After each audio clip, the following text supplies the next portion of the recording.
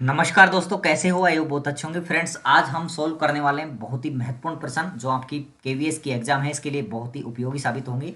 और टॉपिक रहेगा हमारा पर्सपेक्टिव इन एजुकेशन, शिक्षा के परिप्रेक्ष्य में। शिक्षा के परिप्रेक्ष्य में ये जो प्रश्न है हमने लिए हैं एलडीसी का जो एग्जाम हुआ था हेडमास्टर वाला, वहां से लिए हैं। और ये केवीएस, पीआरटी, टीजीटी, पीजीटी सब में समान रूप से उपयोगी होने वाला है।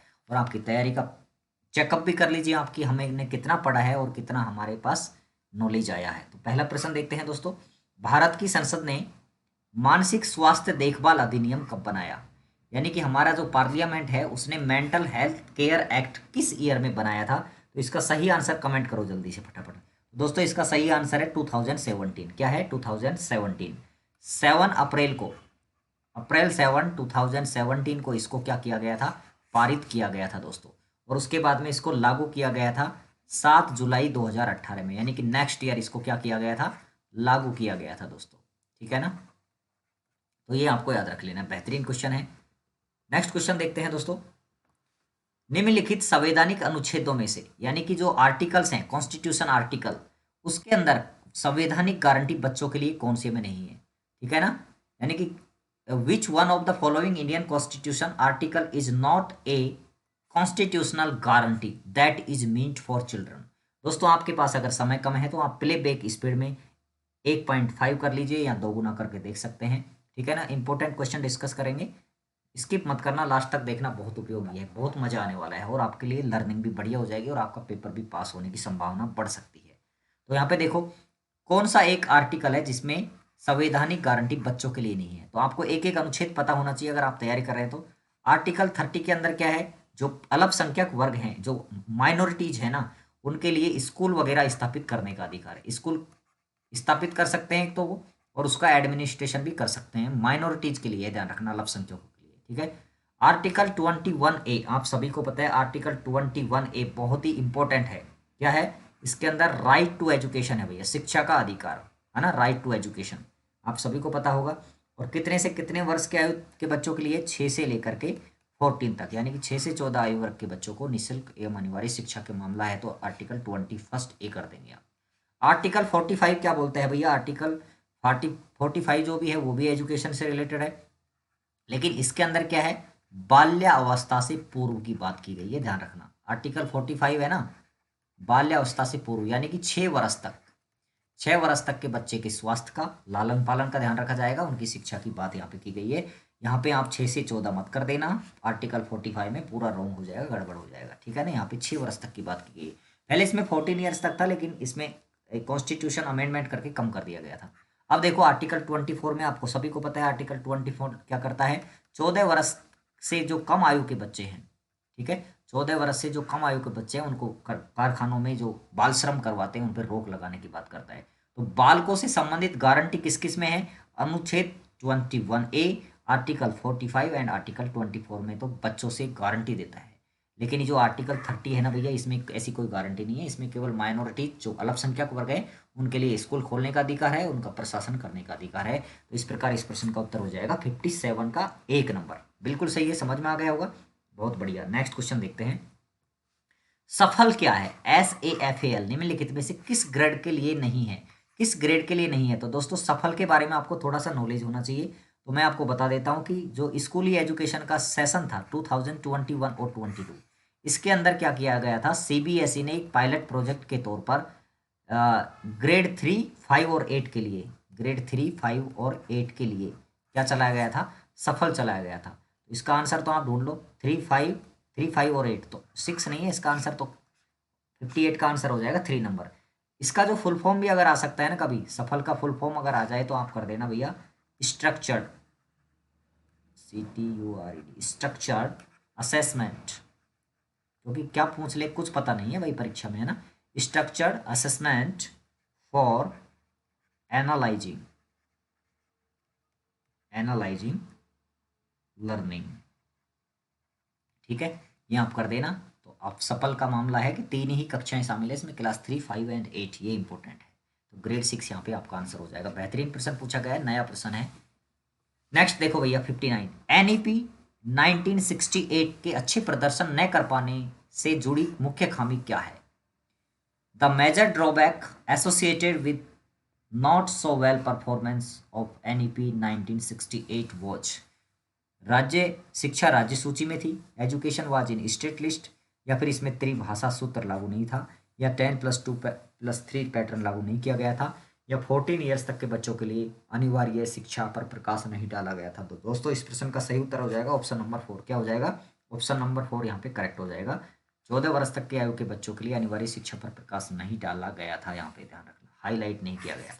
ठीक है, तो ऑप्शन नंबर 4 यहाँ पे करेक्ट हो जाएगा। नेक्स्ट क्वेश्चन देखिए, माध्यमिक शिक्षा प्रबंधन सूचना प्रणाली मतलब secondary education management information system, इसके लिए ये शॉर्ट फॉर्म है SEMIS, इसके लिए नोडल एजेंसी कौन सी है? बताओ, जल्दी से कमेंट करो आप, बेहतरीन क्वेश्चन है। NIOS है, CBSE है, NCERT है, NUEP। अगर पता नहीं है तो हम कुछ भी करेंगे, CBSE कर देंगे, लेकिन इसका जो सही आंसर है दोस्तों वो है ऑप्शन नंबर 4, NUEPA। ध्यान रखना, इसका फुल फॉर्म भी मैं लिख देता हूँ, कई बार पूछ सकते हैं। NUEPA, national university of educational, और पी से क्या हो जाएगा? प्रोग्राम हो जाएगा, प्लानिंग हो जाएगा, planning, PLANNING, planning and research. ठीक है, तो ये इसका फुल फॉर्म है NUEPA। ये एक तरह से यूनिवर्सिटी है, ये इसकी क्या है?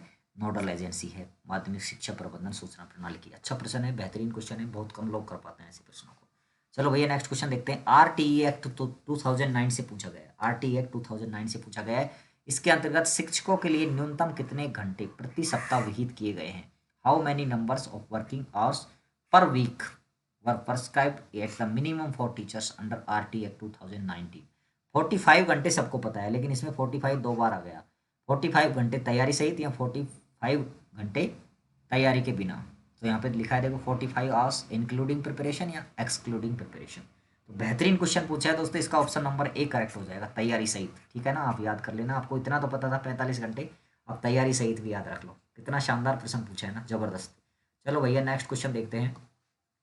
शिक्षण के लिए न्यूनतम स्नातक योग्यता, मिनिमम यानी कि ग्रेजुएशन, और 4 वर्षीय समन्वित B.Ed कोर्स, इंटीग्रेटेड B.Ed की डिग्री किस दस्तावेज में, विच डॉक्यूमेंट यहाँ पर रिकमेंड करता है? तो इसका जो सही आंसर है ऑप्शन नंबर 4 है दोस्तों, राष्ट्रीय शिक्षा नीति। क्या है? राष्ट्रीय शिक्षा नीति जो NEP 2020 है, इसमें रिकमेंड किया गया है कि हम 2030 तक क्या करेंगे, 2030 तक कम से कम योग्यता आपकी B.Ed की डिग्री होगी, वो 4 ईयर्स वाली होगी। ठीक है ना, ये आपको ध्यान रखने वाली बात है। नेक्स्ट क्वेश्चन देखो, निम्नलिखित में से किसे समाज के प्रति विद्यालय की भूमिका नहीं समझना चाहिए? Which one of the following may not be considered as a role of school for the society? जीवन यापन दक्षताओं के लिए तैयारी, जीवन यापन दक्षताओं के लिए तैयारी, प्रिपरेशन फॉर लाइवलीहुड स्किल, ये तो भैया भूमिका निभानी चाहिए ना। सिटीजनशिप ट्रेनिंग, नागरिकता प्रशिक्षण, ये भी दे देना चाहिए भैया, बहुत जरूरी है। तो स्कूलों में सिखाया जाता है कि कैसा नागरिक बनाना है, हमें बढ़िया बनाना है। समाज में पदों का सृजन, creation of jobs in the society, ये तो मुश्किल काम है, ठीक है ना, भूमिका में नहीं आएगा। Next, preparation for healthy work culture, ये जरूरी है भैया। स्वस्थ कार्य संस्कृति, हेल्दी वर्क कल्चर होना चाहिए, काम से जी नहीं चुराने चाहिए व्यक्ति बाद में बड़े होकर के, ऐसी कल्चर विकसित करनी चाहिए। ठीक है, तो इसका सही जो ऑप्शन हो जाएगा ऑप्शन नंबर 3 हो जाएगा 63 में। ये विद्यालय की खास भूमिका नहीं है, लेकिन सारी चीज़ें विद्यालय को निभानी चाहिए बहुत ही बेहतर तरीके से, ताकि देश के निर्माण में योगदान दे सके जो भी नागरिक बनते हैं। नेक्स्ट क्वेश्चन देखो भैया 64 वाला। 64, दक्षता आधारित अधिगम मतलब कॉम्पिटेंसी बेस्ड लर्निंग में अपरिहार्य आवश्यकता है, जरूरत वाली रिक्वायरमेंट क्या है? अभिक्षमता परीक्षण, एप्टीट्यूड टेस्ट, निदानात्मक परीक्षण, डायग्नोस्टिक टेस्ट, बुद्धि परीक्षण, इंटेलिजेंस टेस्ट, या पारिस्थितिक सिचुएशन टेस्ट। तो इसमें कॉम्पिटेंसी बेस्ड जो लर्निंग होती है उसमें डायग्नोस्टिक टेस्ट का बहुत इंपॉर्टेंट रोल है दोस्तों, बहुत इंपॉर्टेंट, ये जरूरी है, अपरिहार्य है। ठीक है ना, चलो भैया नेक्स्ट देखते हैं। निम्नलिखित में से कौन सी शिक्षण सहायक सामग्री पूर्व प्राथमिक स्तर के बच्चों के लिए सर्वाधिक उपयुक्त होगी? दोस्तों यहाँ पे क्या क्या बात कर रहा है? अर्ली चाइल्डहुड की बात कर रहा है। तो यहाँ पे देखो सुसज्जित चार्ट होगा, वेल डेकोरेटेड चार्ट, या पपेट शो होगा, या स्टोरी टेलिंग होगा, या ग्रुप प्ले होगा। तो सबसे छोटा बच्चे की बात कर रहा है, पूर्व प्राथमिक स्तर की बात कर रहा है, ठीक है ना, छोटे बच्चों की बात कर रहा है। तो यहाँ पे पपेट शो सबसे बेटर ऑप्शन है, कठपुतली प्रदर्शन। ठीक है ना, कठपुतली प्रदर्शन बेहतर रहेगा। नेक्स्ट क्वेश्चन देखो, एक पाठ की विशेषताएं हैं, शिक्षार्थी शैक्षिक सामग्री पर निपुणता के लिए समूह में काम करते हैं। ठीक है, इसको इसको थोड़ा और नीचे कर लेते हैं। यस, ठीक है। Students work in groups to master academic materials, ये एक पाठ की विशेषता है ना, लेसन के फीचर में है। चलो पढ़ते हैं आगे। समूह विषमांग है, इसका देखो इंग्लिश, ग्रुप्स आर हेट्रोजेनियस, मतलब इसका मीनिंग होता है कि अलग अलग टाइप के लोग, डिफरेंट टाइप्स, अलग अलग तरह के लोग यहाँ पे, है ना। पारितोषिक प्रणाली व्यक्ति आधारित न होकर के, जो रिवार्ड सिस्टम है ना, ये कैसा होना चाहिए, ग्रुप ओरिएंटेड होना चाहिए, न कि इंडिविजुअली होना चाहिए। तो ये कैसी, यह किस प्रकार के अधिगम को दर्शाता है, which kind of learning does it represent. तो दोस्तों इसका सही आंसर देखो, नैपुण्य का तो कोई मतलब नहीं है, इसमें सबसे बेस्ट बैठ रहा है सहकारिता अधिगम। क्या है, कोऑपरेटिव लर्निंग, कोऑपरेटिव लर्निंग, ये इंपॉर्टेंट है। ऑप्शन नंबर 4 यहाँ पे करेक्ट हो जाएगा, ठीक है ना। सहभागिता और इसमें से करना है आपको, तो यहाँ पे आपको क्या करना है, कोऑपरेटिव लर्निंग यहाँ पे चलेगा। नेक्स्ट क्वेश्चन देखो 67, RTE एक्ट 2009। दोस्तों मैंने आपको बताया RTE एक्ट 2019 वो 2009 है ना, पढ़ लीजिए आप, परीक्षा में पूछा जाएगा। बेहतरीन क्वेश्चन आ रहे हैं, 3-3-4 क्वेश्चन पूछे जा रहे हैं ना, तो आप इसको रट लीजिए। विशेषकर प्राइमरी वाले हैं ना, ये तो रट लो, 4-5 प्रश्न देखने को मिलेंगे इसमें से। TGT PGT में तो 1-2 प्रश्न मिलेंगे, लेकिन यहाँ पे जो RTE है ना, प्राइमरी स्टेज पे यहाँ पे 3-4 प्रश्न आपको मिल गए हैं, आपने देख ही लिया होगा, बेहतरीन इंपॉर्टेंट है आपके। तो भारतीय संविधान के किस अनुच्छेद के तहत लागू किया गया, कितना शानदार प्रश्न है यार, जबरदस्त तार्किक लॉजिकल क्वेश्चन यहाँ पे पूछा गया है। देखो, RTE act 2009 was implemented under which article of the Indian constitution, तो हमने डिस्कस कर चुके हैं। 6 to 14 वाला जो हमारा है अनुच्छेद 21 है, ठीक है ना। तो ऑप्शन नंबर 4 यहाँ पे आपका करेक्ट आंसर हो जाएगा, ठीक है ना। बेहतरीन क्वेश्चन है, डिस्कस कर चुके हैं, कोई दिक्कत वाली बात नहीं है। हो सकता है इनमें से भी कुछ प्रश्न आपको देखने को मिल जाए, डायरेक्टली या इनडायरेक्टली। नेक्स्ट क्वेश्चन देखो, निम्नलिखित में से कौन सा कथन पाठ्यचर्या के लिए सत्य है, which of the following statement is true for curriculum. अब देखो, पाठ्यचर्या की प्रकृति विवरणात्मक होती है, curriculum is descriptive in nature. Next, पाठ्यचर्या की प्रकृति विहितात्मक होती है, मतलब प्रिस्क्रिप्टिव होता है, परिस्क्रिप्टिव। इसका मतलब क्या होता है, इसका मतलब होता है कि भैया रूल वगैरह होने चाहिए उसके, ऐसा नेचर होना चाहिए कि जिसके अंदर रूल रेगुलेशन हो, हमें डायरेक्शन करता हो, डायरेक्ट करता हो। पाठ्यचर्या में एक पाठ्यक्रम के रूप देखा जाए जिस विद्यार्थी को समय, ये भी गलत है, मतलब इतना परफेक्ट नहीं है। पाठ्यचर्या और पाठ्यक्रम समानार्थी है, नहीं, बिल्कुल गलत है। पाठ्यक्रम में है ना, वो पाठ्यचर्या का हिस्सा है, बहुत बड़ा इसका व्यापक क्षेत्र है, इसका सीमित क्षेत्र है। तो इसका मेरे हिसाब से यहाँ पे जो आंसर दिया गया है 68 के अंदर, वो है ऑप्शन नंबर 2। पाठ्यचर्या की प्रकृति विहितात्मक है, यानी कि जो पाठ्यचर्या है, जो करिकुलम है, उसके अंदर एक परफेक्ट रूल्स होने चाहिए, परफेक्ट उसमें के अंदर एक मैटर होना चाहिए, डायरेक्ट करना चाहिए कि किस प्रकार से हमें कार्य करना है, सब कुछ है इसके अंदर। तो ऑप्शन नंबर 2 यहाँ पे करेक्ट हो जाएगा। नेक्स्ट देखो 69, व्यक्तित्व के सर्वांगीण विकास हेतु, मतलब most essential aspect of all round development of personality, आयु उपयुक्त वृद्धि और विकास, age appropriate growth and development. यहाँ पे देखो आप आंसर, स्वयं की श्रेष्ठताओं और कमियों की समझ, विशेष प्रतिभा की क्षमता एवं पोषण, वांछित परिस्थितियों में प्रतिभा के उपयुक्त उपयोग की क्षमता, ये सबसे इंपॉर्टेंट है। Skill in utilising the talent appropriately in the required circumstances, important है, बहुत ही बेहतरीन, ठीक है ना। ये जरूरी है कि वांछित परिस्थितियों में जब जरूरत पड़े तो अपनी प्रतिभा का उपयुक्त उपयोग करने की क्षमता जब आ जाएगी, उसे ही ऑलराउंडर डेवलपमेंट यहाँ पे माना जाएगा। ये सारी चीज़ें तो एक नॉर्मल है, ठीक है ना। नेक्स्ट क्वेश्चन देखो, शिक्षा के व्यवसायीकरण की संस्तुति किस सिफारिश ने की थी, यानी कि एजुकेशन में कौन सी कमेटी ने इसको रिकमेंड किया था, यानी कि वोकेशनलाइजेशन जो है एजुकेशन का, ये व्यवसायीकरण। तो इसमें आपके सामने ऑप्शन दिए गए हैं 4। दोस्तों इसमें सबसे पहला जो मुझे याद है, कोठारी कमीशन याद है, सबसे पहले कोठारी कमीशन ने इंडिया में शिक्षा के व्यवसायीकरण की बात कही थी, लेकिन वो ऑप्शन में नहीं है।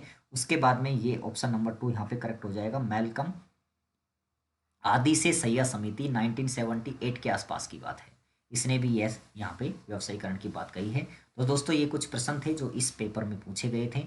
अगर वीडियो अच्छा लगे तो लाइक कर दो, शेयर करो यार, चैनल पर पहली बार आए तो भाई सब्सक्राइब कर दो, और सब्सक्राइब करने के बाद ये बेल आइकन जरूर दबा दो, क्योंकि इससे ही आपके पास नोटिफिकेशन जाएगा दोस्तों। और इस वीडियो को अपने दोस्तों को शेयर करो यार ज़्यादा से ज़्यादा, ठीक है ना। और पढ़ते रहो, लर्निंग करते रहो, सिलेक्शन हो जाएगा, टेंशन नहीं लेनी है, स्ट्रेस फ्री रहो। मिलते हैं अगले वीडियो में, तब तक के लिए नमस्कार।